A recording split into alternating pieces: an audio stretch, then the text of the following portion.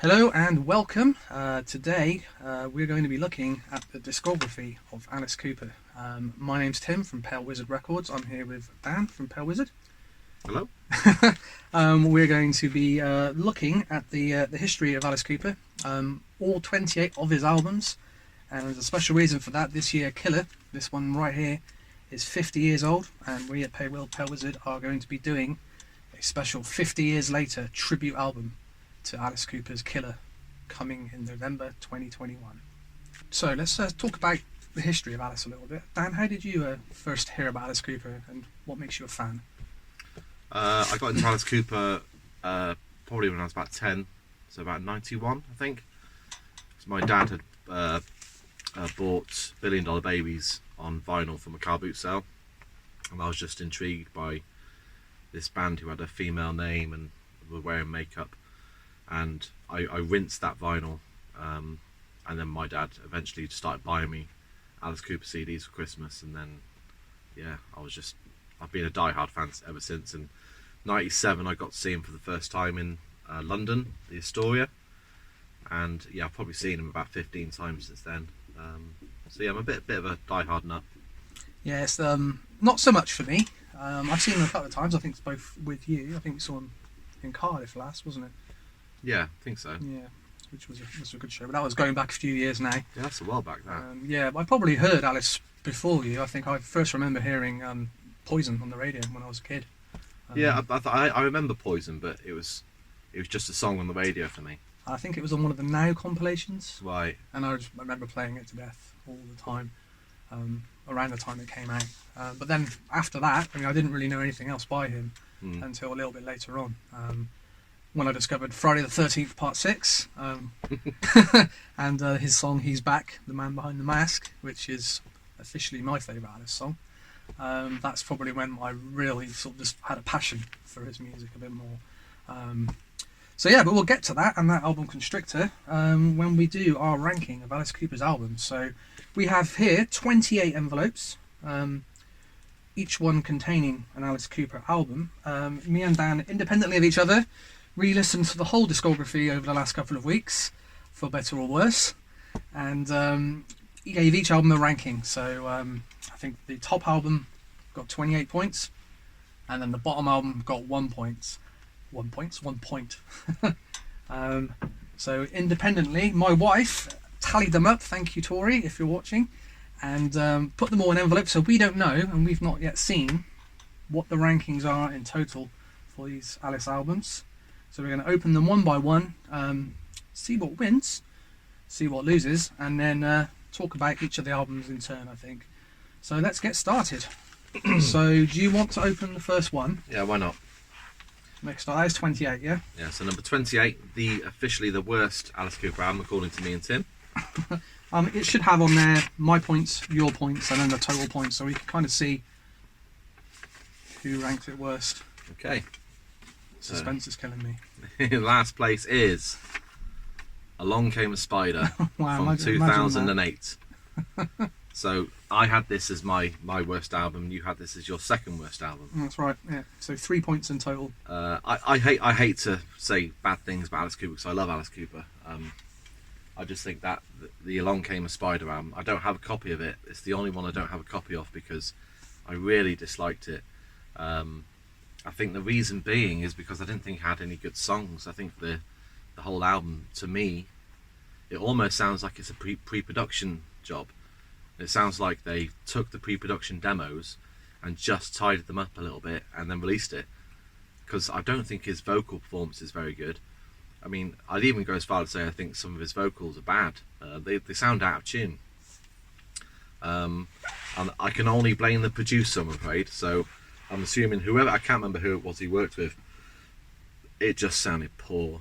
I think the only song on the album which kind of vaguely was okay was the single, which was called Vengeance Is Mine, which I thought sounded alright. But again, it just sounded like a bit of a stock song to me. I agree. It's an album, what year did it come out? We're talking 2000? 2008. It was 13 years ago, which is crazy. So he had a little bit of a renaissance sort of starting in the year 2000. He was away for a while, wasn't he, in the 90s? Came back in the year 2000. He made some great albums around that time, for that time. And then Along Came a Spider I remember listening to when it came out, and yeah, nothing stood out for me at all. The production isn't there, the songs aren't there. Listening back to it a couple of weeks ago, I strongly disliked it, and It doesn't don't really improve, have does it? anything good to say. What's the name of that Which is a ballad on shame. there? There was an awful ballad on it. The annoying thing about Along Came a Spider is everything else about it was brilliant. The artwork is The artwork spot was on, isn't it? stunning. Yeah. They did an amazing promotional video for Mhm. it, which I think was like 3 songs in one. Really good production values, and the concept was quite good as well. But Yeah, it's a concept album, isn't it? As yeah, well. I just thought the Which is usually his concept albums are quite strong. So yeah, this felt it was just kind of like from what I remember, it was kind of like a Hannibal, Silence of the Lambs kind of. yeah. I mean, as the spider theme is throughout his whole career, isn't it? Yeah, So there's a few. but he sounded like he was shoehorning the whole Stephen concept Yes. into this, and there was this really naff bit at the end of the album where he reveals that it was Stephen. It's like, you know, if it were a concept, you want them to show not tell, don't you? You know. Personally, yes.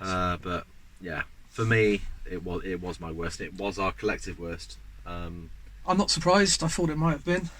Thinking about before we did this, what might come out bottom. So I've got an idea of what might be bottom and what might be top. It's the only Alice Cooper album that I have no positive things to say about, other than the artwork. So I can find merit in all the other albums. I just really dislike Along Came a Spider. But so swiftly moving on, Swiftly moving on. Okay, so if we go on to number 27. So yeah, number 27 is Pretties for You from 1969, the first album. I said it was the worst. Right. For you, 3 points. For me, 1 point. So 4 points in total for this one. So yeah, Pretties for You. I got to say, after doing that list, I've probably reevaluated some of these because I have listened to this quite a lot recently. And actually, when I come to think of it, it has got some really nice songs on there. I mean, it was the first Alice Cooper album, and I think did Frank Zappa produce it, or was it just his label? It's on his label, isn't it? I'm not sure if he... Was it Jack Bruce? I can't Produced remember now. But yeah, it does sound like it's been basically recorded in a day, if that, and then kind of just put out. But it does show a band with a lot of potential and a lot of kind of weird, wacky ideas. And it also kind of showcases that they had like this kind of penchant for Broadway. It has those kind of like Broadway elements, kind of musical theatre stuff going on. So the whole West Side Story thing, which is quite a recurring theme, isn't it? Especially in the early albums, really sort of does show itself here a little bit. Not so much as it does a bit later on. It's got that kind of psychedelic flower power thing. Yeah, it's from 1969, so for me it really does sound like a very, very dated record, especially the production these days. There's something quite charming about it, though, like songs like Living and Fields of Regret. Yeah, I didn't like it at all, damn it. As you may have guessed, because I put it right at the bottom. The only redeeming feature was the song Levity Ball. Yeah, that was a good one. Which seems like a load of good ideas shoehorned into a song. I think an album's worth of ideas almost sort of shoehorned into a song. And it's got the song Reflected, and which Reflected was Elected, isn't it? Yeah, they reworked later on to Elected. It is a much better song when it's Elected than it is Reflected. But it is. For me, this one, no, nothing again for me. Here. Apparently, that cover was a painting that was on Frank Zappa's wall. Okay. They just said, "Oh, we'll just use that." Yeah.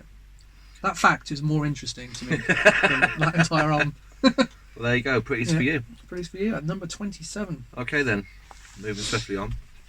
Number 26, Lace and Whiskey from 1977. Wow. Yeah, so this was my second worst, and it was Tim's fifth worst. Okay. So, Lace and Whiskey. I don't have a vinyl copy of it, but I do have I've got on CD. Yeah, we are using Dan's Alice Cooper collection here for illustrative purposes. I did have all of this on vinyl at one point. I stupidly sold all my vinyl about 15 years ago when I opened the studio, and I really regret it. And I've still got some of my Alice vinyl, but I've rebought a lot of represses. And I do mean to buy this one, even though I don't love it. I don't hate it. But Lace and Whiskey, I think Alice wasn't doing very well at the time. Was it? So this one's from 77? 77? Yeah, 77. So the year I was born. It was the height of his alcoholism, from what I can gather, and I think it was pre-cocaine. So at least the cocaine gave him a bit of energy. Yeah, as we'll see when we get to those those 80s albums. I remember reading an interview. I think it was with Flo and Eddie, who were like world famous like session singers.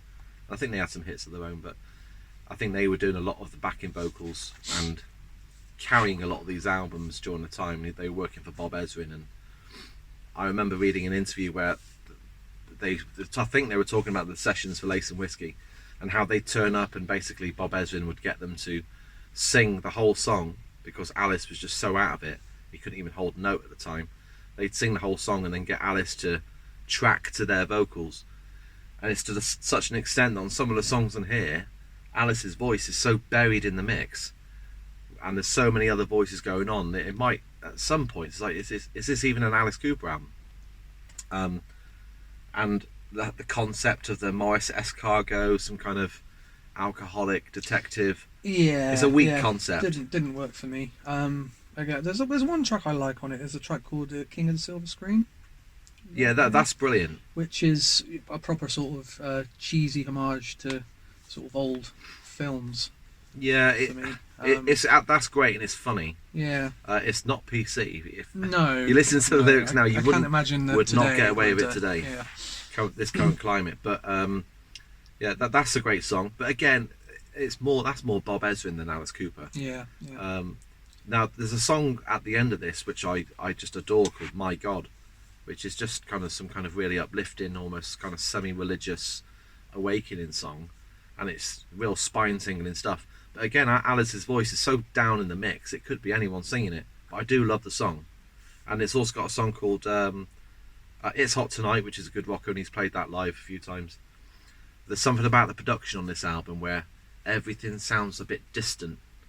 All the drums and the guitars, they sound like they're soaked in too much reverb, and there's not much punch to it. Does that make sense? It does, yeah. I mean, for me, it was it's definitely a black spot in my sort of listening history. It's an album I didn't listen to at all until we did this. There's a few kind of spots in his career. Obviously, I'm quite familiar with the early '70s stuff, but then this period through to the mid '80s, I'd never heard any of it before, so it was a first time listen for me. And apart from that one track, nothing really stood out. A lot of it kind of, because of the production, some of it's disco, isn't it? Merges into one. There is disco on it, but then it was '77, so Bee Gees were big then. To be fair, the song No More Love at Your Convenience is quite a good disco song, but again, it's like soaked in so much reverb that it's, you compare that to the likes of the Bee Gees and stuff and ABBA, and who were pumping out Heatwave and stuff like that, Odyssey. It's not a touch on those. So. And Alice always said he would never do disco, so he's full of shit in that regard.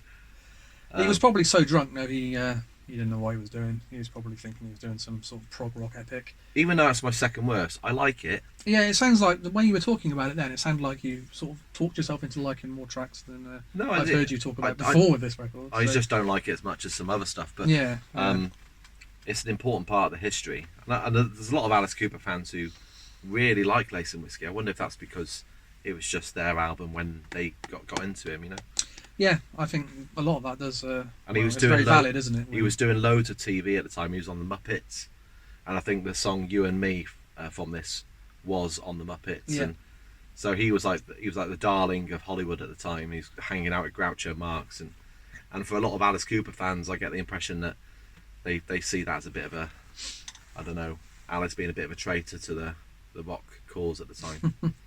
But yeah, that was Lace and Whiskey. Okay, so here, number 25, Easy Action from 1970. This is the second album. So from me, 3 points. Really? For you, 6 points. Yeah. Again, this and the first album are very similar. Very similar. Obviously, it's on Zappa's label, isn't it? It's better. It's a more focused album, I think, than the first one. The first one's very, almost like a demo for this album. It's got more songs. The first one's got so many weird kind of orchestral stuff. Yeah. There's a couple of standout tracks on here. Return of the Spiders for me, and I really like the track called is it Mr. and Misdemeanor? Yeah, I'm looking at my notes. That's the opening track, isn't it? But again, these first two albums I'd never heard before, so this was a first time listen for me, and again, not something I would probably go back to. but stronger than the first album. I've got to say, again, I think I told you earlier, I've been listening to this more, and I would probably put this further up the list now because I think it's aged quite well. I love Mr. and Misdemeanor. Shoe Salesman is a beautiful song. I don't think Alice is singing it. I think I read that Michael Bruce is singing it. Oh, really? Okay. And Alice might be doing backing vocals, but I love that song. It does kind of fall away a little bit after that, but Return of the Spiders, Laughing at Me, Lay Down and Die Goodbye is quite creepy, and Beautiful Fly Away is another one of those kind of like psychedelic, trippy, flower power kind of things. It's better produced than the first one. It is, yeah, it is. The cool It's much cover more, as well. much I like more that. listenable, I think, than the first one. Yeah. If you're coming into it as someone who's never heard the first two albums, you're probably better off listening to this one first, I think. Doing it the other way around, I think maybe if I heard this first, I might enjoy it more. But I think listening to the first one kind of soured me on that whole sound, the whole sort of really quite experimental sound, and it doesn't really sound anything like when we get to the next record. It took me years to get this and Pretties for You originally because you couldn't get them on CD at the time. I remember I found they re-released like a double vinyl of both of them called School Days. Okay. I think it was around the time that $1 Billion Babies came out, and that was it's just a double vinyl with Pretties for You, and I picked that up at a flea market in Bath, and I remember just being completely like, what the hell is this? When because it wasn't the Alice Cooper I knew. No. But they were starting to get a little bit more about them. The first album, it's a bit kind of bit swing. Yeah, but it's more like the first album than the third album. Definitely. It's definitely very much a similar kind of style, isn't it, to the first one? The third album is more of a dramatic change of style, isn't it? Massive. Yeah. Massive. But we'll probably get up to that one much later. Well, yeah, the jump between this and the next one is incredible. Yeah. Okay, on to number 24. I'm intrigued now. It's getting interesting. Yeah, I kind of knew what might have been at the bottom, but now this middle bit, it's could be anything, couldn't it? Oh, Paranormal. So we both ranked this relatively low, didn't we? I think. Yeah, I think I ranked this higher than you did. Okay. Maybe. For me, yeah, I think it's my What did you rank it? 25th. So probably how many points does that get it? You 4. gave it 4 points. Yeah. I gave it 7. Yeah, so I dragged it down a bit for you. There's some good stuff on this album. It's a bit patchy. It's a bit all over the place, and it's kind of going with the trend of Alice and particularly more Bob Ezrin, who I think kind of calls the shots these days, using all of his session player mates, and they do get the original band to contribute to some of the stuff. Yeah. And I quite like the stuff they contribute on this. But he doesn't use any of his live band, does he, on his recordings? No, I very think talented live band. I think that's apparently the rumor is that he might be doing a whole album with the touring band. Oh, excellent. Okay. But then Alice he likes to say stuff and not follow through. But that's probably my major complaint is it doesn't really feel like a focused band and it doesn't feel like a focused album. Some nice artwork though. I quite like that. I just think that's a bit. I don't know. Just like they've got some work experience kid who's good at Photoshop. No, I like it. I think it's very minimal. I quite like the name Paranormal. I think the name Paranormal's been probably done to death. Yeah, I didn't like the name of the track Paranoid Personality. Yeah, or indeed the song. I quite like the song. I think it's quite clever. I mean, for me, there's a track Fireball.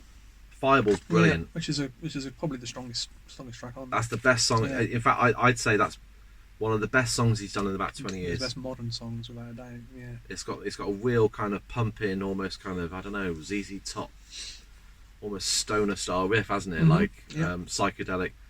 I like the song Paranoid Personality, although the lyrics are a bit kind of bit of a mouthful. And Alice is really good at kind of doing clever lyrics and kind of twisting things around and adding a bit of humour, but I think maybe this was a little bit too kind of like he's been looking his thesaurus and squeezing them out. Yeah, there's only so much tongue-in-cheek you can take when it comes to lyrics, I think, and a few of the tracks on here push it a bit too far. The title track Paranormal's got loads of potential. It starts off really creepy, and then it it feels like they've just spliced two songs together, because then the pace changes and it completely ruins the flow of the song.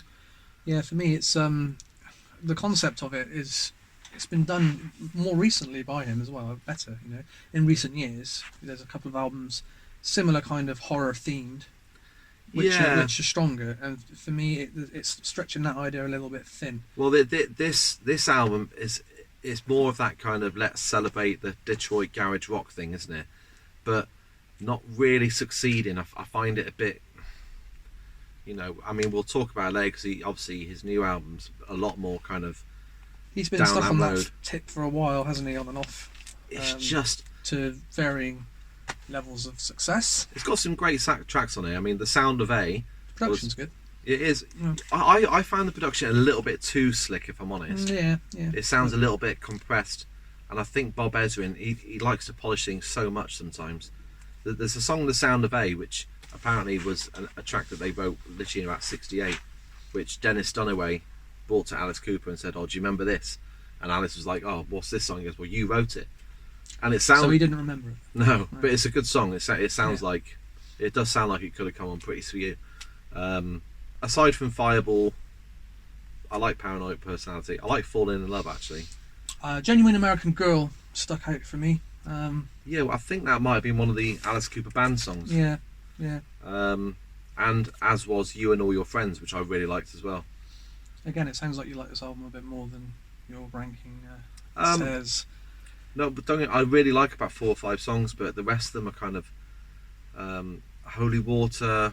I can take it or leave it. It just sounds like it could be. You can split his career up into chunks quite easily, can you? There's certain chunks of album, and this one from the later day. There's a few albums that are very similar, and this is one of the more forgettable ones. His albums succeed more when it feels like it's a moment in time that's being captured, and there's an essence, an overriding feeling. And with this, there's a lot of going back to the past, isn't there? And trying to reclaim that sound. There's a mixture of styles, isn't there? Yeah.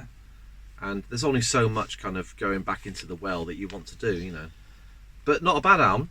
I enjoyed it. Good listen. But yeah. I'm not a massive fan, but he has worse albums out there. So that's Paranormal. Number 23. So we're starting to get into it a little bit now. Okay, so it's Dragontown from 2001. This being the follow-up to Brutal Planet, which came out in 2000. This was 2001. 2001, yeah. So the year after. The year to after. me, it almost outtakes from Brutal Planet. I think it is. Yeah. now I've picked up this vinyl copy off Discogs. You see how poor the artwork is. That looks like. I think that's a scan, isn't it? It's just literally. I think the original was like that. Really, that's poor.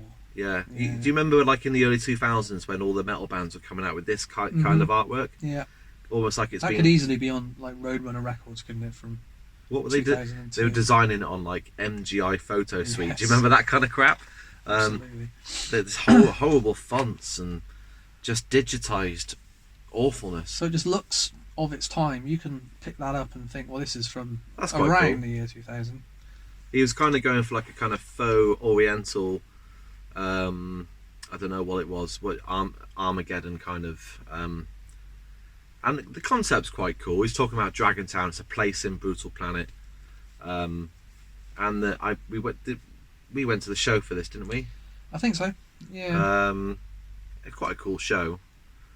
And the sound is kind of like that kind of almost faux industrial metal kind of thing, isn't it? Yeah, it's following on from Brutal Planet, which did that a lot better.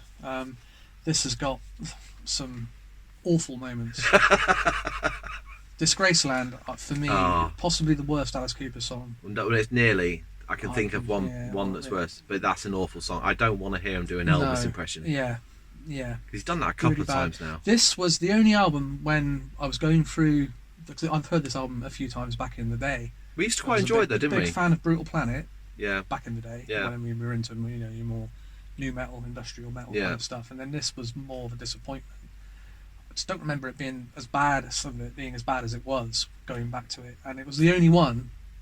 Listening through the whole discography in the last few weeks, that I almost turned it off. Really? I didn't get through to the end because I got two. Where did you put this in your list? Disgraceland. But there were tracks that I did quite like. Yeah, so I give it 8 points. So 8 points. Yeah. What did I give it? Albums, you give it 5. Oh right. So you rated it better than I did. Yes. Wow. Yes, I did. But Dragontown, the actual song Dragontown, I do really like. That could have been on Brutal Planet quite easily. Yes. If he actually compressed those two albums into one, I think it would have been much stronger. Because they could quite easily. They go together quite well. It sounds a bit more rocky than Brutal Planet because there's actually some solos on this, whereas there's very few guitar solos on. But obviously, that was kind of an intentional thing. Whereas, like the first song, Trigger Man, like at the end, it goes into like a whip roaring solo, doesn't it? And I always used to like the song Deeper because it had like a really kind of low riff. But actually, now I listen to it, it kind of plods. It's dated as well. It's dated, I think. Yeah, like the Sex, Death and Money I quite like, but it's got those kind of like synthesized, like a poor man's Nine Inch Nails kind of drum sounds going on. Fantasy Man? That's, yeah, I'm not keen on that. Yeah. Somewhere in the Jungle's quite a good song. And I actually really like the ballad on this one. And it does kind of annoy me because around this time he did have to fit in a ballad on every single album. Yeah, that's very much his thing, isn't it? And they're always centered around women. You know, Only Women Bleed. What was the Take You Like a Woman on Brutal Planet? And it was Every Woman Has a Name on this. But I actually quite like the one on this. I think it's got quite a nice kind of like feel good 90s pop rock. But it doesn't sound like the rest of the album. Yeah. It sticks out like a sore thumb. I would have ranked it higher if it wasn't for that Elvis song, let's say. The Elvis song, one step too far. Yeah, that was bad. Yeah. Sister Sarah's... that's bad as well. That's bad. Yeah.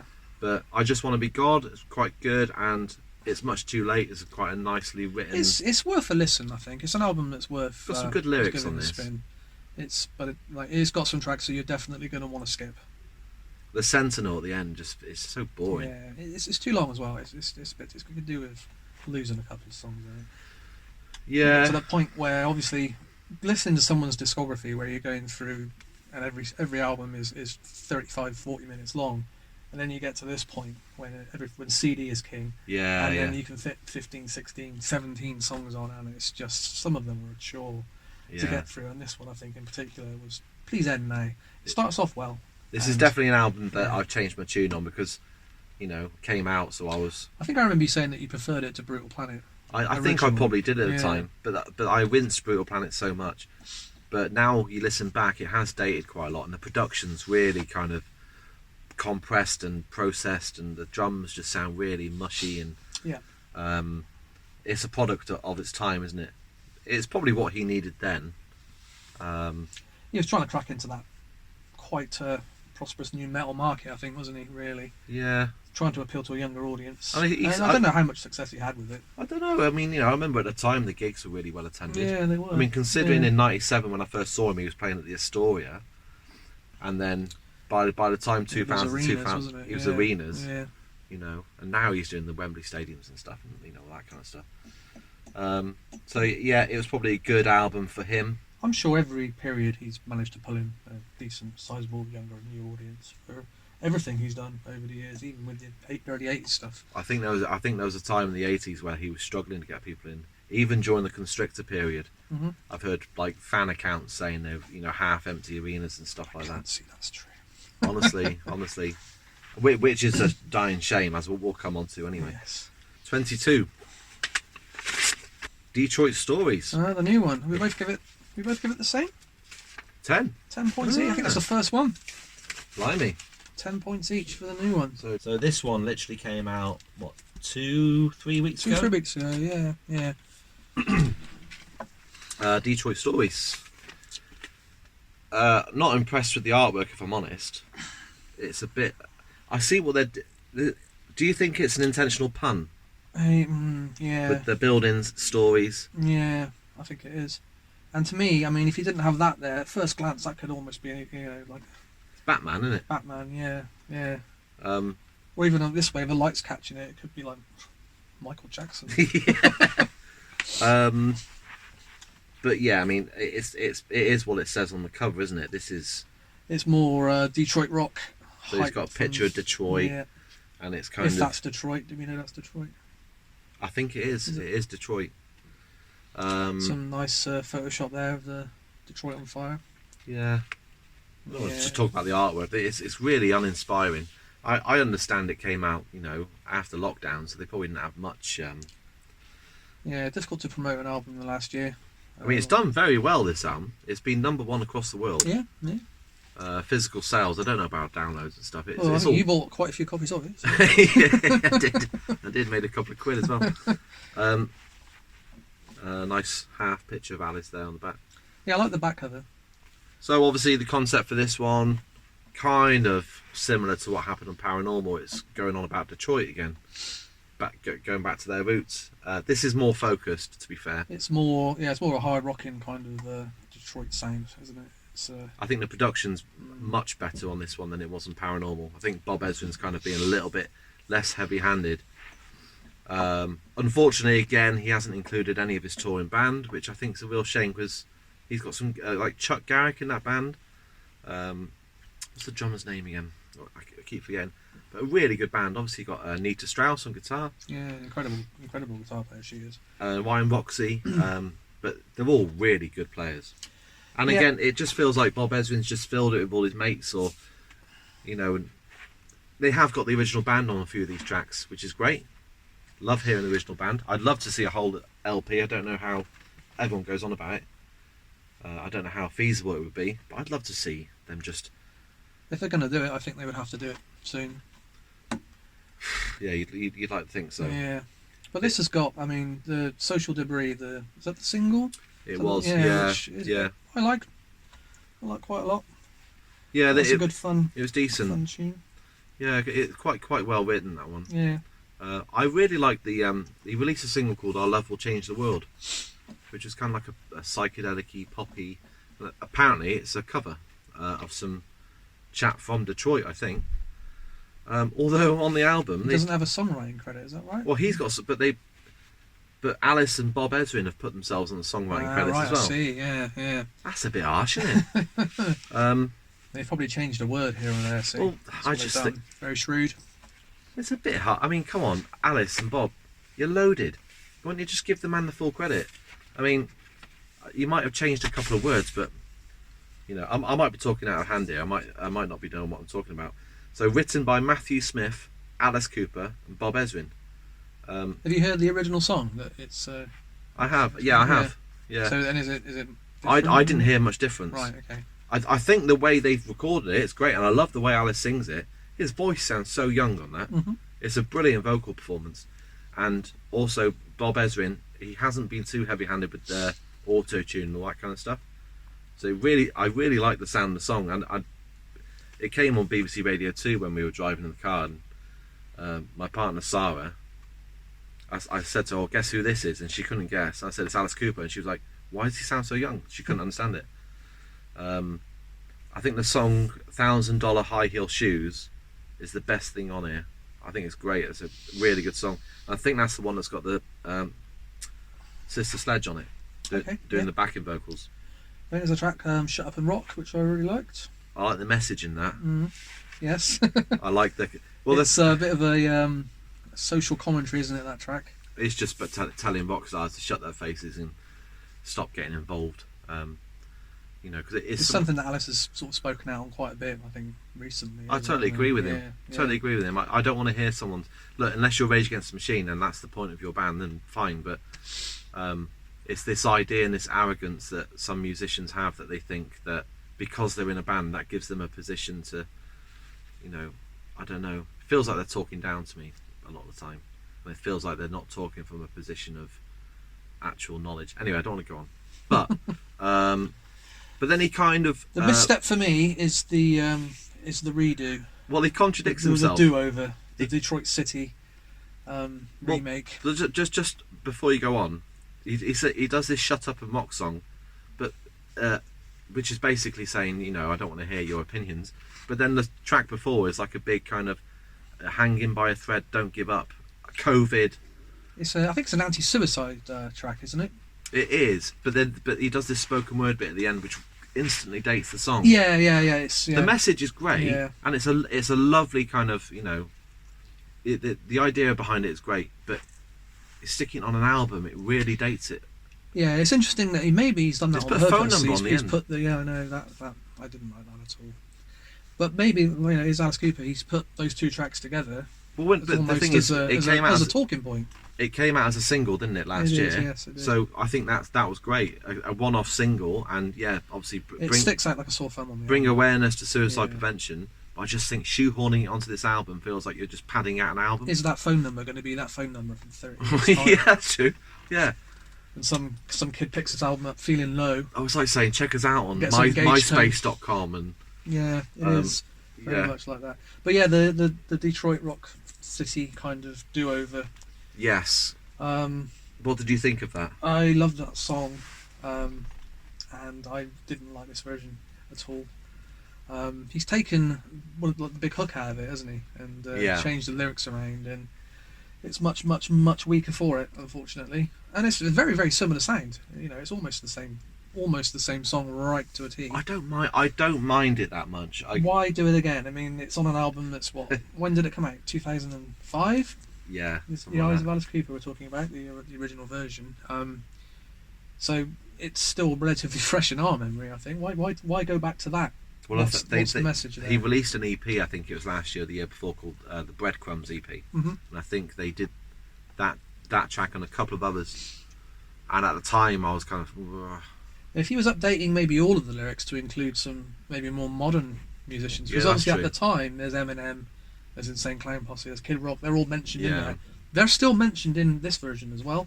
So has Detroit not put out any other musicians for the last 15 years? That's almost what I took from it. It's quite a blinkered view of... Yes. And it's like talking about Iggy and Ziggy and the MC5 and all this. And so it sort of then jumps from the 60s through to like the 90s when Kid Rock and ICP came out. There's a big hole there, There is a big hole, yeah, which obviously he filled for that period. But then there's no new artists mentioned, are there, from what I remember? That's true.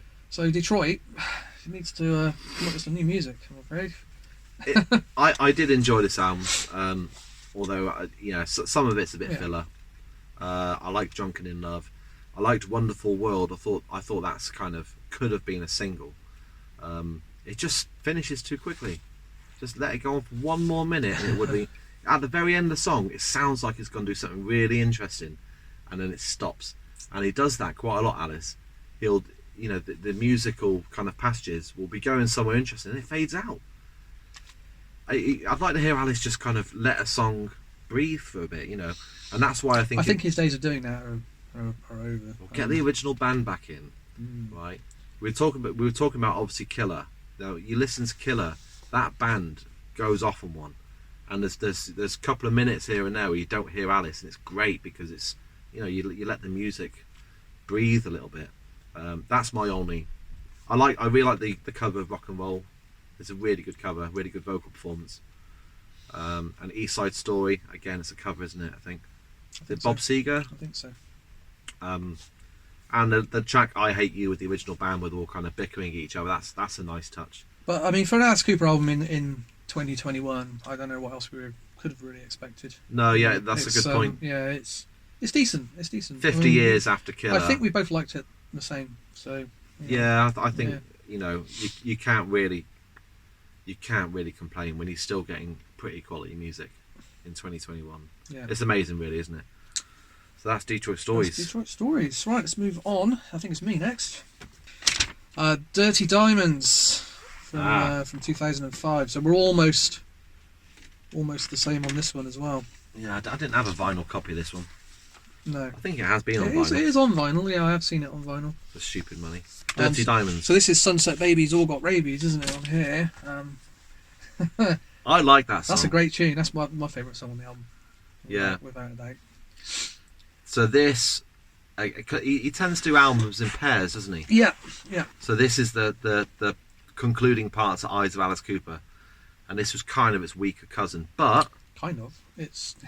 Well, what? Where did I put this on the list? Let's just go back in here. Because I think this is underrated. So this ties really. I mean, what my rule was, if an album tied, I mean, it's got 20 points, and so did Detroit Stories, but because you gave it more points, right, it goes higher up in the list. So you gave it 11, I gave it 9. I see. So that's why. I mean, it's ranked the same. But we're not having joints here. We're gonna pick, and that's the way we decided to do it. I think. I remember talking to you about this one, yeah. and I was saying to you, I think you'll find more on this because you didn't have good memories of this album. No, I did, but now I love the one before so much. I was working with you at a music shop at the time when this came out, and I remember you weren't keen on it. And when I look back at the tracks now, it's actually got some really strong tracks on this. Yeah, Stand. I hate Stand. Oh, I really like that one. I think that was done for the Olympics or who's something. Who's the rapper on that? It's I think it's Exhibit. Oh God. So he's It's just awful. I think he might be from Detroit. I'm not 100% sure. It's just awful. Didn't mention him on his Detroit song on the new album, so obviously not that much of a fan. But I think it's for Alice Cooper, it's different, and I really enjoy it. Oh, it's different. Yeah, it's different, all right. You told me to listen to it again and see if I would enjoy something on it. I enjoyed the rap song on it. So the song "Perfect" is a perfect pop song. Okay. I love it. It's a great song. And then the actual title track "Dirty Diamonds" is a bit. He kept playing it live at the gigs, and it sounds a little bit formulaic to me. Even though the musical aspect of it's quite good, it's got some quite good musicianship going on. The Saga of Jessie Jane, I think, is genius. Almost Johnny Cash style. Yeah, I didn't like it. Oh, I love it. I find it quite sad. Yeah, He's almost kind of referring to Michael Jackson in it. Yeah. You know what I mean? It's almost kind of like talking about his. Yeah, I mean, for me, it's all about Sunset Babies, and that's a hell of a tune. That's one of his for me one of his best songs of this century. And the first track, "Women of Mass Distraction," as well. That's cracking. Like a little pun in a title. I wished he'd called it "Woman of Mass Destruction." Yeah, but you know what I mean. It wouldn't be the tongue-in-cheek Alice Cooper humour, would it? Do we know if "Stand" is on the vinyl version? Because there's a bonus track listed on CD. I don't think so. I mean, obviously, when I listened to all of these recently for this, I did it all on Apple Music, so it was on there. Can we stop talking about "Stand"? I hate it. But it's got the song 6 Hours, which is a beautiful ballad about spending one more night with your lover, and the zombie dance, the last song, brilliant. That's classic Coop. It's okay. It sounds like it's got more high points than low points, I think. And it's got a beautiful cover of "Pretty Ballerina" on it, and that's really well done. I think you're right. For me, it's got its touring band on it, Tim. Yes, it has. It's definitely something that I listened to again, and I enjoyed more than I remember enjoying it back in the day. So you were right in that respect. But it has the same problem for me that Dragontown does. It's the weaker half of a much better record. That is true. And with obviously Dragontown, Brutal Planet, it's better sounding, better record. This one is. I think it's better produced than Eyes of Alice Cooper in some ways. But we'll talk about that. Probably disagree with you. But was this the last album that he had his touring band actually? I believe it might well have been. You've got Chuck Garrick, Ryan Roxy, Damon Johnson, he's now playing with Thin Lizzy, isn't he, or an offshoot of that, something like that. Yeah, it's got most of his band on there, and I think Ryan Roxy does a brilliant job of capturing that vintage guitar tone. So I thought this was a very good modern album. Not brilliant, but very good. Okay, but again, similar kind of score from both of us. I think we both around the same sort of ballpark with it. Definitely. He's got better modern albums, but he's got much worse, as we've already talked about. So yeah. So moving on, number 20. Number 20. Is this going how you thought it would go so far? Yeah, I guess. There have been no real surprises, have there? I don't think, really. Not really. We don't disagree on too much. No, we might do, yeah. Okay, number 20 is "Raise Your Fist and Yell." Okay. So, yeah, again, this is another 20-pointer, isn't it? But it 13 points. Blimey! I've given it 7. So is this the third 20-pointer? It is your third 20-pointer in a row. But obviously, because you've given it the highest score yet of 13, you must like this quite a bit. I do like this album. It's cheesy as hell. It is cheesy as hell. Again, it was like we said. He tends to do albums in twos. This is the worse half of Constrictor for me. So this was the second album he did on MCA. 87, is it? I think it is, yeah, 87. Keep referring to my notes. This and the preceding album were his first heavy metal albums. Yeah. You can't call anything else he did before that heavy metal. But these were definitely heavy metal. I don't know, it wasn't hair metal, was it? It's kind of No, because it was shock metal. It's kind of has elements of hair metal in it, doesn't it? But it's got the whole sort of shock rock shtick on top of it. I think more so with Constrictor, it's got that kind of that horror side of it. This has still got. I mean, Prince of Darkness is obviously very much a horror song, isn't it? And taken from the John Carpenter film, wasn't it? Yeah, of course. Yeah, a great movie it is. And for me, that's the strongest one on here because, again, this is the lesser half of a great record. I know you think that's the other way around, but well, it's for me quite forgettable. There's a couple of standout tracks. Well, we'll talk about Constrictor in a minute. I think the production's quite good on this one. And you think the production's better on this one than Constrictor? Much better. Yeah. Much better. I think some of the songs are a bit forced. They're a little bit kind of, trying to make a point. Trying to be offensive but not offensive because he never swears. He's very, he's obviously almost always radio friendly, isn't he? I think Alice. So that's what I've always liked about Alice. He's never had to lower himself to cursing and stuff like that. So the influence of Kane Roberts on this record. It's got finger tapping all over it, and it's quite pronounced, isn't it? He's all over the shop on here. But it's got some really. I love Freedom. I love the video that came with it with Kane Roberts swinging his guitar around his head like Rambo, and that always made me smile. And I love the song Prince of Darkness. The whole second half of this album is almost like a kind of mini rock opera, which is quite cool. So you had Time to Kill, Chop Chop Chop, which you can even if you've not heard it, you can guess how that sounds. Chop Chop Chop, chop. That's pretty much how it goes. And then the song Gale, which is awesome. That's like a proper Alice Cooper. It's about as metal as Alice Cooper gets. Which goes into Roses on White Lace, which is the best song on here, which they've actually resurrected quite recently for live shows. I think that's a brilliant song, Roses on White Lace. I think it was a kind of sleeper hit in some European countries. But again, I suppose this wasn't really a hit because there's no hits on it. It's not that kind of album, is it? It's not, no. I mean, Prince of Darkness was the only song I knew going in because it's one from this period I didn't know. Oh yeah, have you not listened to this before? I've not listened to it before, no. I mean, we got to talk about the cover. Yeah, okay, yeah. It's quite famous, this cover, of being so bad. And it's got to the point where actually I quite like it because it's so bad. There's lots of 80s kind of metal hard rock bands that do these awful covers with Scorpions are notorious for it. That's a very Scorpions it's a cover, very isn't Scorpions it? cover, isn't it? Very Scorpions. What's it? There's one it reminds me of, but I've seen people on YouTube, probably not even Alice Cooper fans, but using that as a kind of meme, that cover, when they've got like a rant to say or something like that. It is awful, but I had a poster that I bought years ago on my wall, which was just that huge. I loved it. And I suppose this is quite important in Alice's career. This and the preceding album, because they went on to kind of forge the next part of his career, didn't they? Yeah, absolutely. Because if you think what he was like before this, he was a washed up wreck. Yeah, it was quite a break, wasn't it, in between there's a Dada and Constrictor. Yeah. So there was quite a break where he sort of got himself together, got his act together. Well, and music had moved on, hadn't it? Yeah, well, of course, yeah. Punk had come, then thrash metal came, and new wave of British heavy metal. So it was a lot of Kane Roberts' influence, I think, that sort of reinvented Alice's career. He was sober as well. So, Kane Roberts has got to be thanked really for saving his life. You could argue if it wasn't for Kane Roberts, he wouldn't be around anymore. So yeah, for that reason, I've got quite a soft spot for Asia Fist and Yell. Number 19.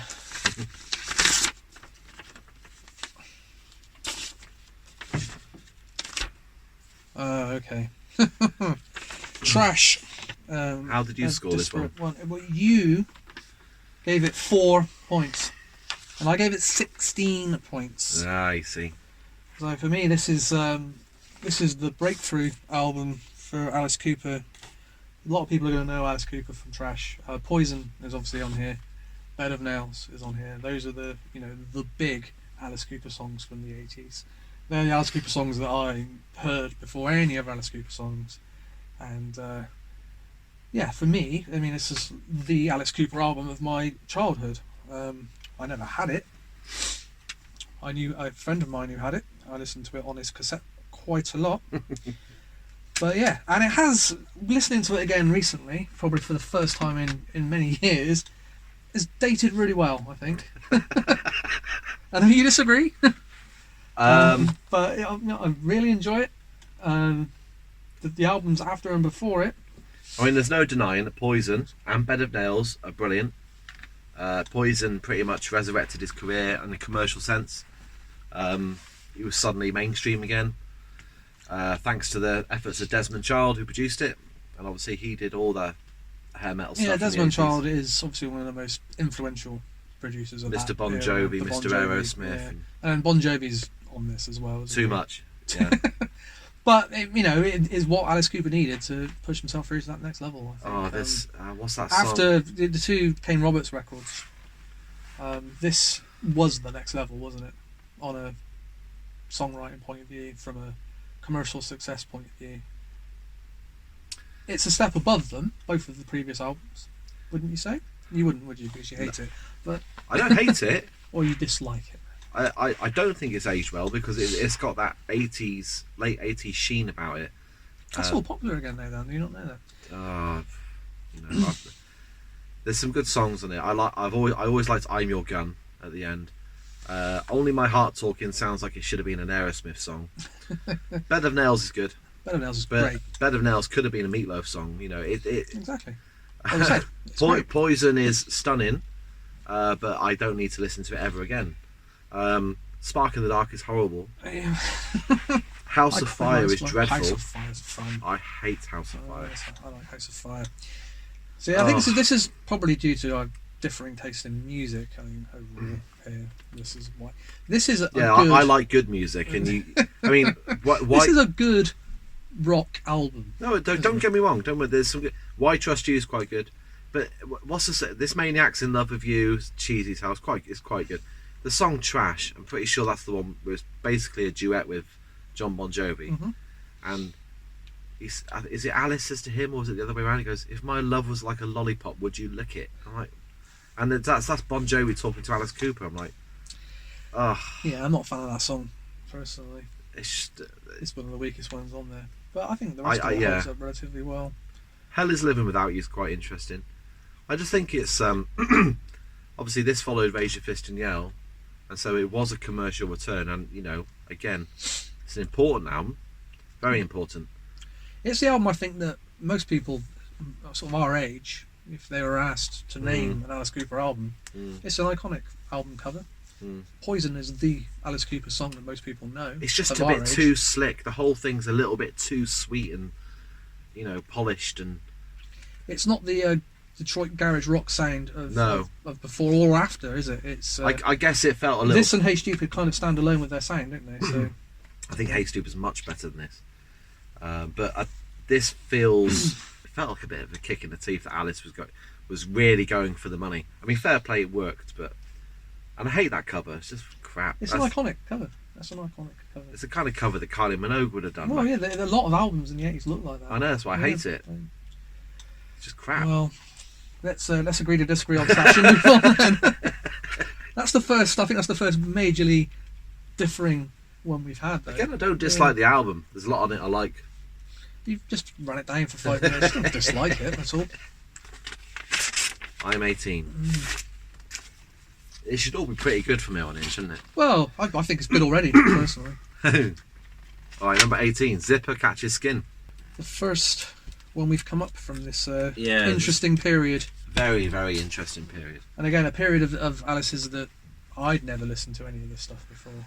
This was all a first time listen for me. Everything from, like I said before, from 77's album onwards, right up to Constrictor. I'd never heard any of this before. Yeah. So this one, Tag You're It, for me, stands out as the best thing on it. How many points did I give it compared to you? Let's have a look. I think that was the song you said to me that I would like most. Yeah, because it's got that kind of horror move. Yeah, that's right. You gave it 13, I gave it 9. So yeah, I think you're right. I think I've changed my tune on this album and a lot of the albums from around this time. I think 2 of these 80s albums are strong. 2 of them are weaker. This is one of the weaker ones. Yeah, it's really interesting. It's an interesting album, though, isn't it? Yeah.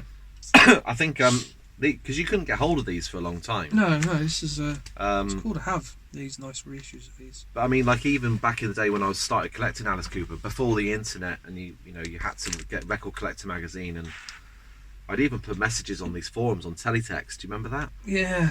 And I posted like I think I had to send a letter, and then they put your thing up in like a music page, and I said, look, I'm a 12-year-old kid, I'm getting into Alice Cooper, can anyone give me some advice?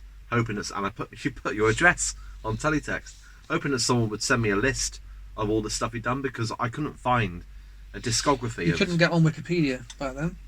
We had to go to the library and try and find a book. Yeah. I wanted to find a discography of everything he'd done, because I was hunting for it, and I was going to record fairs and doing the old school stuff. Someone sent me this on tape, an original tape of it, and they didn't want it, clearly.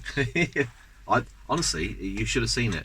My mum thought I'd done something really naughty, because we were getting about 4 or 5 parcels a day. People just sent me loads of stuff, probably old men. I know it sounds creepy, but they probably saw, oh my god, a 12-year-old kid's into Alice Cooper. They just sent me let's get them into it. CDs and tapes and vinyl. It's brilliant. Videotapes. This album, I remember first time I heard it, I hated it because half the time he's not really singing, he's just talking. It's almost more like a social commentary, a lot of it. It is, yeah. It's really brief as well. It doesn't hang around at all, does it? It flies by. Yeah, it's only half an hour or so, isn't it?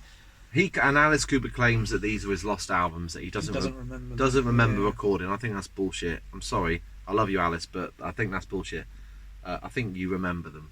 I think you're just trying to make excuses, but you don't need to make excuses, because I find a lot of value in these albums. There's a lot of really good lyrical stuff going on, really clever lyrics. I love the song I Like Girls and Adaptable. Adaptable, yeah. That's brilliant. I do like that song. Yeah. That's got some great lyrics, and just the band are really tight, and everything's minimal. There's very little kind of overproduction going on. That's the problem with Bob Ezrin. He, towards the latter part of the 70s, his production was getting too grandiose and too lush, and it was just kind of sucking all the energy out of the music. And Alice obviously made a kind of conscious decision to go back to basics. And yeah, it's a very stripped back sound compared to... It's quite punky, isn't it? Oh yeah, new wave, punky. Yeah, that was what was in though. So he's only doing... But it's going with the trend, isn't he? He wasn't setting any kind of trend by doing this. No, but it's an interest now. I mean, it does it well. You get the feeling he's just kind of riding out his Warner Brothers contract until it finishes, and he's kind of... I think that's what these albums were really for, weren't they? Were just to wrap up. I mean, the image of Alice on the back is just bizarre, isn't it? And even the idea of Zipper catches skin, and he got his bit of blood. Yeah, I'm not a fan of the album title or the album cover, particularly. I don't think there's really any kind of theme going on with this or concept. No. I love the last song, That Was the Day My Dead Pet Returned to Save My Life. It's brilliant. It's just always makes me smile. That's the most Alice Cooper sort of song on there, I think, isn't it? And Tag You're It. I love Tag You're It. It's very kind of... it's a slasher movie, isn't Halloween. it? Sort of set to music, yeah. Very much influenced. I mean, Halloween came out a couple of years before this. Yeah. So, and this is around the time of like Friday the 13th, the first one came out as well. So. And he's a massive slasher. He's a horror film buff, isn't he? So he would have had his finger on the pulse of all that, and it is kind of a homage, I think, to slasher movies. Yeah. Which is why, for me, he had the strongest track on there. I mean, I enjoy all the stuff on it, apart from the I Am the Future, which I think sticks out, and I think that was taken from the film Class of 1984. Which is a better film than it is a song, I think. Yeah. Yeah, I've got it. I still haven't watched it, but there's a reason why it sticks out, because it's produced by someone else, so, and it's written by Lalo Schifrin, so it feels like a bit of a shoehorn again that shouldn't be on the album really. But the rest of it, I like. Who was the female singer on this? It's isn't it? It's the girl from Shakespeare's Sister, I think, isn't it? No, that was on From the Inside. Oh, that's wasn't off. Yes, from the inside. Yeah, it's even earlier. Yeah, yeah. it? Yeah, I can't remember what her name is, but she was kind of in a punk band at the time. But yeah, Zipper Catches Skin. I quite enjoy that album for what it is. So 17, counting down. Flush the Fashion. Yeah. So yeah, same period here. 1980. So it's minus 6 points from me, 18 points from yourself. Wow, that's a big difference. It is a big difference, yeah. It's just that Alice Cooper 80. Yeah.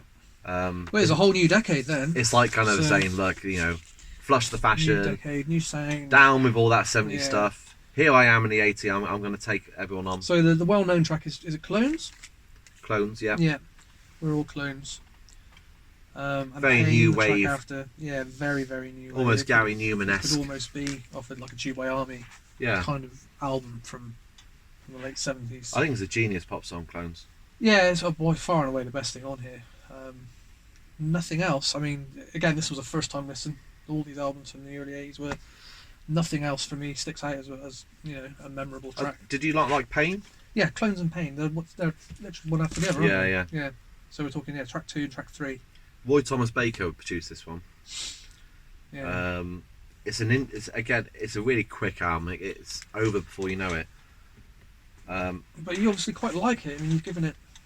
Yeah, about 18 points. I think after, what came before this, I think they had the Alice Cooper Show, which is a live LP, which was really lackluster, and it sounded like that it was all too much production, too much of everything, and the actual rawness of the band was being sucked away. So for this to come out was a real kind of like statement of intent, and I respected him for kind of making that move. And I think that's a bit like the first song, Talk Talk. I believe that's a cover. Clones is great. Pain is like classic Coop. It probably sticks out a little bit because it doesn't really sound like much of the rest of the album, does it? It doesn't. No, the rest of the album kind of merged into one after Pain for me. You and can like see I said, it's- nothing sticks out. So I mean, thank God for cocaine or speed, whatever he was on, or crack, because there's more energy in this album. Leather Boots and Aspirin Damage, and I love the song Grim Facts. It's like a kind of social commentary on kind of giving you the grim facts of what your kids are actually doing when you're not looking at them. And then you've also got the kind of the irony of Dance Yourself to Death, where it's like it's about the parents who are the ones going out, getting up to all sorts of mischief, and it's the kids who are embarrassed by what they're doing. I found that quite interesting. It's quite kind of like poignant for today as well. I like it. I think it's quite a concise little compact album, but I can see why you wouldn't like it.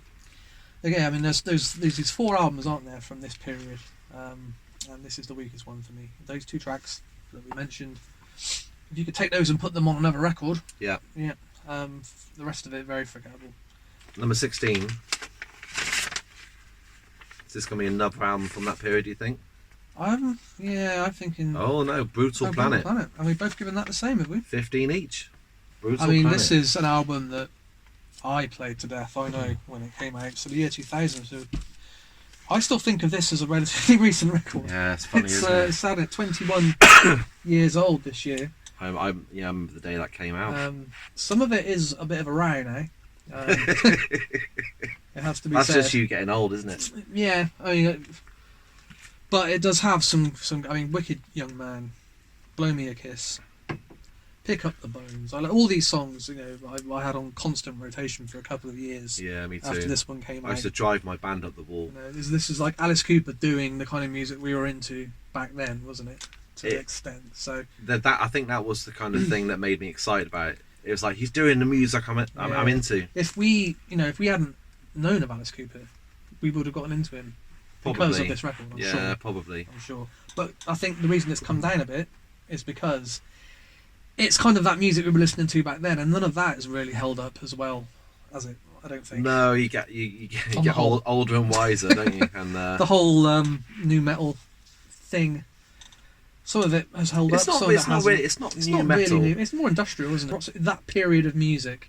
It has some new metal. Yeah, what would you compare this album to musically, of the time? Oh, I mean, I think he was going for 9 Inch Nails, wasn't he? More so than Marilyn Manson-y? anything else. But yeah, it's kind of it's half an eye on what Marilyn Manson was doing. I think The song "Cold Machines" at the end is like it's like something off of. It was like "Beautiful People," isn't it? Yeah. It's almost the same riff. I'm surprised Marilyn Manson didn't sue. I expect it was almost done intentionally to try and get him to sue him because it would have created a bit of publicity. Yeah. Well, I think Marilyn Manson kind of owes his whole career to Alice Cooper. Really. Well, he Anyway, does. He does, and he doesn't, doesn't he? Because probably Cooper and Bowie, maybe. Yeah, Nine Inch Nails, Trent Reznor. But yeah, the thing that has aged badly on this album is the production. The guitars sound really fizzy. The drums sound really squashed. It's got that real early 2000s, late 90s, early Pro Tools sound about it. How does it sound on vinyl? Is it better? It does sound better. Whether that's I'm just kind of, I don't know, subconsciously thinking that because I'm listening to it on a vinyl. I thought it sounded better. Yeah, very possibly.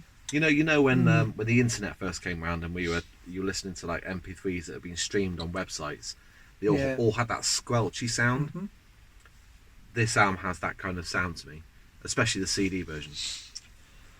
But there's no denying that there's some really good songs. The songs are good. I mean, half the songs still hold up really well for me, I'd say. There was nothing. What's the ballady one called? Take It Like a Woman, is it? Yeah, Take It Like a Woman. Yeah, not so much. Yeah, that wasn't great. Yeah. The first half. I mean, having it on vinyl, the first half is really strong. Eat Some More, I love. Some More, yeah. That's got a real dirty, slow, almost doomy riff. But then Brutal Planet, the title track. I mean, this is something he's still been using recently as like the opening track on a live show, hasn't he? Yeah, I think he's done that a few times of late. It is quite a memorable tune. Always plays it a bit fast live, I think. Does he? I think so. It is quite a headbanger though, isn't it? Yeah, but no, I really do like a lot of that album. But and like I said, Eat Some More it never seems to get the love I think it deserves. I love that song. And the last track, Cold Machines, even though it is a rip off of Marilyn Manson, it's great. The chorus is like superb. I have to say that the artwork sucks. I mean, look at that.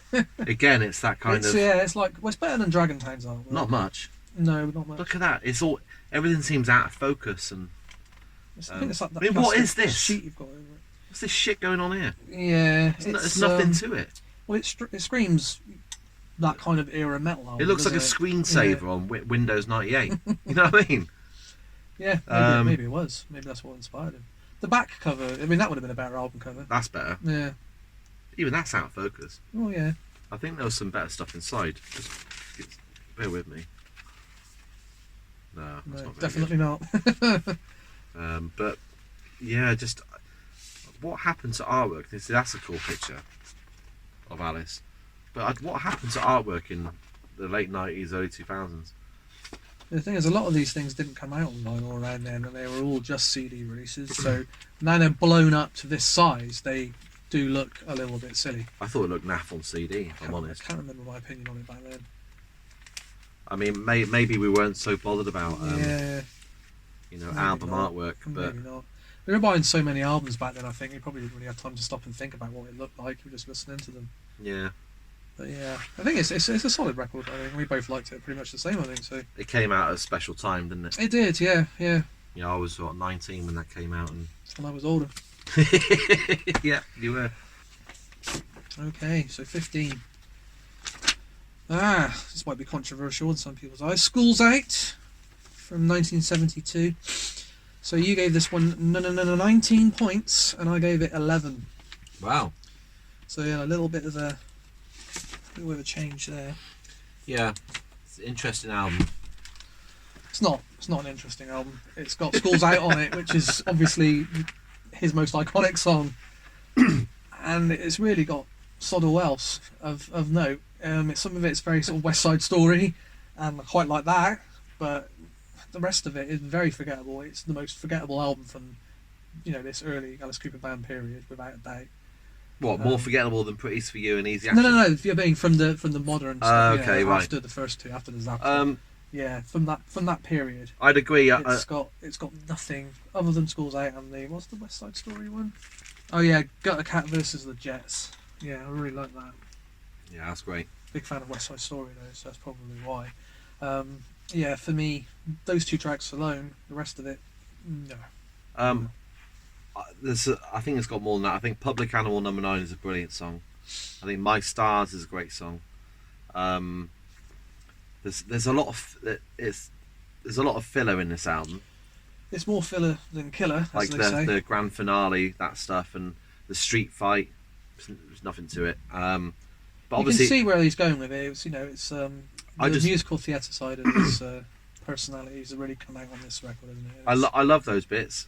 I like Gutter Cat vs Jets is brilliant. Schools Out is obviously Schools Out, so don't really need to talk about that. It feels like they probably written Schools Out, and then the record company probably said, right, we need an album. We need, So it's about 2 or 3 great songs from a really great album. It's just the filler lets it down. I don't think it's ever been regarded as one of the classic albums. I don't think it is. I think some people do. Some people do hold it up there. Do you think? Yeah, I think so. I think some people hold up, this period of. Well, of it's his an career iconic more than time, anything isn't else. it? It's an iconic album. I mean, obviously, you've also got the album itself, which came in this school desk kind of look. It had the paper panties over the vinyl. Yeah, I'm not a fan of that at all. I find that a little I think it's great. even the replicas of this are coming out now with that on the reissues, aren't they? Yeah. With, I the think panties. this is great, and you see my copy's falling apart, but I just need to glue that back. But then, yeah, see, obviously you got Schools Out, Blue Turk, which is kind of like that's the jazzy one, isn't it? I think. Mhm. I love My Stars. Looney Tune I really like as well, and I really like what's the last song where they're going. It's talking about leaving school. I can't remember what it's called now. I'm doing my head in. I should know all this. But that's quite poignant. It's almost like it reminds me of that last day of school where I thought it'd be a great moment, and I realised that all my friends were going off to university, and I was kind of stuck, and I hadn't made any plans. I was like, oh shit, everyone's kind of moving on without me, and that song always kind of brings me back to that moment. It's got really good sound, this album as well. Yeah, it does. Really well especially produced. when you compare it to what went on sort of directly before it. Yeah. But yeah, I think it wrongly gets labelled as the classic Alice Cooper album, and it could have been. It's the classic Alice Cooper song, I think. Yeah. And I think that's clouds a lot of people's judgment on it, but for me, because like I said, it's half of it is very, very forgettable, which is a shame because I love the concept of it and the album cover is great. The whole the artwork is again, it's quite iconic, isn't it? I really like the album, but Yeah. I can see why you think that way. Definitely. Excellent.